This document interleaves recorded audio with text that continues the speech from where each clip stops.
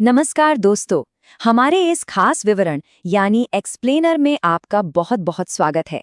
आज हम बात करने वाले हैं हमारे शरीर के उस बायोलॉजिकल इंजन रूम के बारे में जो हमारे पैदा होने से लेकर आखिरी सांस तक बिना थके बिना रुके काम करता है। जी हाँ, हमारा हार्ट। तो चलिए पूरे जोश के साथ शुरू करते हैं। मैं वादा करता हूँ ये मुश्किल लगने वाला सब्जेक्ट आपको बिल्कुल आसान लगने लगेगा।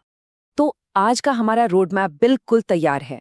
सबसे पहले हम बॉडी के ट्रांसपोर्ट सिस्टम को देखेंगे, फिर हार्ट को समझेंगे। उसके बाद ब्लड फ्लो, चेम्बर्स, वेंट्रिकल्स और वाल्व्स पर बात करेंगे। अंत में एनिमल हार्ट्स का कंपैरिजन करते हुए डबल सर्कुलेशन के कॉन्सेप्ट को क्लियर करेंगे। चलिए आगे बढ़ते हैं। नंबर 1, बॉडी का ट्रांसपोर्ट सिस्टम। जरा सोचिए, एक बड़े शहर को चलाने के लिए हाईवे सिस्टम कितना जरूरी होता है ना? सामान आना, कचरा जाना, सब इन्हीं हाईवेज पर होता है। हमारी बॉडी भी बिल्कुल एक चलते फिरते शहर जैसी है। और इस हाईवे पर जो सबसे जरूरी चीज दौड़ रही है वो है ब्लड। ब्लड असल में एक फ्लूइड कनेक्टिव टिश्यू है। इस माइक्रोस्कोपिक व्यू में आप देख सकते हैं कि ब्लड का जो फ्लूइड मीडियम होता है उसे प्लाज्मा कहते हैं। प्लाज्मा का काम है खाना, कार्बन डाइऑक्साइड और नाइट्रोजनस वेस्ट्स को डिसॉल्व फॉर्म में ट्रांसपोर्ट करना। और ये जो लाल कोशिकाएं आपको प्लाज्मा में तैरती हुई दिख रही हैं, ये रेड ब्लड कॉर्पस्कल्स यानी आरबीसीज हैं। इनका मुख्य काम ऑक्सीजन को कैरी करना होता है। अब इस बेहतरीन ट्रांसपोर्ट सिस्टम को लगातार चलाने के लिए 3 चीजें बहुत जरूरी हैं। पहला, एक पंपिंग ऑर्गन जो ब्लड को पूरी बॉडी में धकेल सके, यानी हमारा हार्ट। दूसरा, ट्यूब्स का नेटवर्क, मतलब आर्टरीज और वेन्स का पूरा जाल जो शरीर के कोने कोने तक जाए। और तीसरा, एक गजब का रिपेयर सिस्टम, क्योंकि भाई अगर इन पाइप्स में कहीं लीकेज हो जाए तो उसे ठीक करने के लिए प्लेटलेट्स की जरूरत पड़ती है। ये बिल्कुल एक मैकेनिकल इंजन की तरह है जिसमें पंप, पाइप्स और मेंटेनेंस का पूरा जुगाड़ है। Number 2, heart, are pumping organ.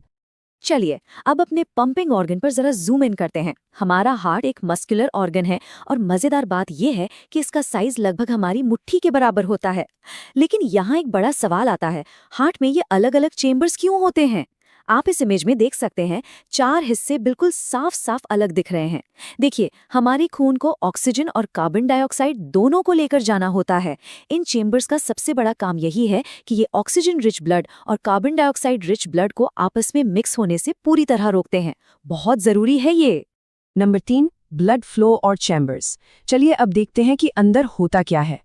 खून के सफर को समझने का सबसे आसान तरीका है हार्ट को लेफ्ट और राइट साइड में बांट देना। इस स्प्लिट स्क्रीन डायग्राम में बाईं तरफ मौजूद ब्राइट रेड ब्लड को देखिए। लंग से आया हुआ एकदम fresh oxygen rich blood heart के ऊपर वाले चेंबर में आता है, जिसे लेफ्ट एट्रियम कहते हैं। जब ब्लड इसमें भर रहा होता है तब ये चेंबर रिलैक्स रहता है। फिर जैसे ही ये सिकुड़ता है, खून झटके से ठीक इसके नीचे वाले लेफ्ट वेंट्रिकल में चला जाता है। अब जरा राइट साइड की बात करें, जहां डार्क ब्लू ब्लड है। बॉडी से आया हुआ डीऑक्सीजनेटेड खून राइट एट्रियम में आता है और फिर नीचे राइट वेंट्रिकल में जाता है ताकि उसे वापस लंग्स की तरफ पंप किया जा सके। है ना कमाल का सिस्टम?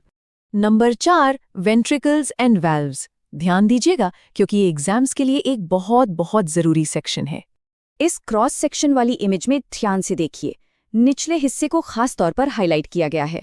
यहाँ एक बहुत ही कॉमन सवाल आता है, वेंट्रिकल्स की वॉल्स एट्रिया के मुकाबले इतनी मोटी यानी थिक क्यों होती हैं? आखिर इस स्ट्रक्चरल फर्क का राज क्या है? सोचिए जरा। इसका सीधा सा जवाब उनके काम में छिपा है। देखिए, एट्रिया को ब्लड सिर्फ अपने ठीक नीचे मौजूद वेंट्रिकल्स तक ही तो भेजना होता है, लेकिन वेंट्रिकल्स को ब्लड दिल से निकालकर पूरे शरीर के दूर दूर के ऑर्गन्स तक पहुंचाना होता है, वो भी बहुत हाई प्रेशर में। तो इस हाई प्रेशर को जनरेट करने और सहने के लिए ही नेचर ने इनकी वॉल्स को इतना मस्कुलर और थिक बनाया है। अब एक और जबरदस्त सवाल, स्क्रीन पर इन मैकेनिकल डोर्स को देखिए जो बिल्कुल टाइट बंद हो जाते हैं। इन्हें वैल्व्स कहते हैं। आखिर वैल्व्स का क्या काम है?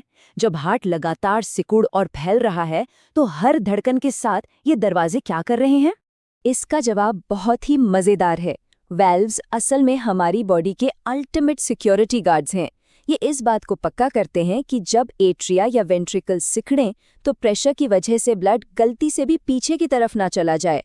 मतलब खून हमेशा सिर्फ और सिर्फ आगे की दिशा में ही बहे। ये गारंटी इन्हीं वैल्व्स की होती है। नंबर 5, एनिमल हार्ट्स का कंपैरिजन। चलिए इंसान के दिल से थोड़ा बाहर निकलते हैं। एवोल्यूशन के हिसाब से जानवरों की एनर्जी नीड्स अलग अलग होती हैं और उसी हिसाब से उनका दिल भी। इस टेबल पर गौर कीजिए। बर्ड्स और मैमल्स को अपना बॉडी टेम्परेचर बनाए रखने के लिए बहुत ज़्यादा एनर्जी चाहिए, इसीलिए हमारे पास 4 चेंबर होते हैं और खून बिल्कुल मिक्स नहीं होता। वहीं एम्फिबियंस और रेप्टाइल्स का बॉडी टेम्परेचर बाहर के मौसम पर निर्भर करता है, इसलिए उनके दिल में 3 चेंबर होते हैं जहां थोड़ा बहुत ब्लड मिक्सिंग चल जाता है। और सबसे आखिर में आती हैं फिशेस। इनके पास सिर्फ 2 चेंबर्स होते हैं। खून हार्ट से पंप होकर सीधा गिल्स में जाता है और वहीं से पूरी बॉडी में फैल जाता है। नंबर 6, डबल सर्कुलेशन क्या है? इंसानों की हाई एनर्जी वाली ज़रूरत को पूरा करने के लिए एक कमाल का सिस्टम काम करता है जिसे डबल सर्कुलेशन कहते हैं। इस 8 के आकार वाले यानी फिगर 8 लूप को ध्यान से देखिए। इंसानों में ब्लड एक पूरे साइकिल में हार्ट से 2 बार गुजरता है। पहली बार पल्मोनरी सर्किट में, जहां डीऑक्सीजनेटेड ब्लड हार्ट से लंग्स में जाता है और ऑक्सीजन लेकर वापस आता है। और दूसरी बार सिस्टेमिक सर्किट में, जहां एकदम साफ ऑक्सीजन वाला ब्लड हार्ट से पूरी बॉडी में जाता है और वापस दिल में लौट आता है।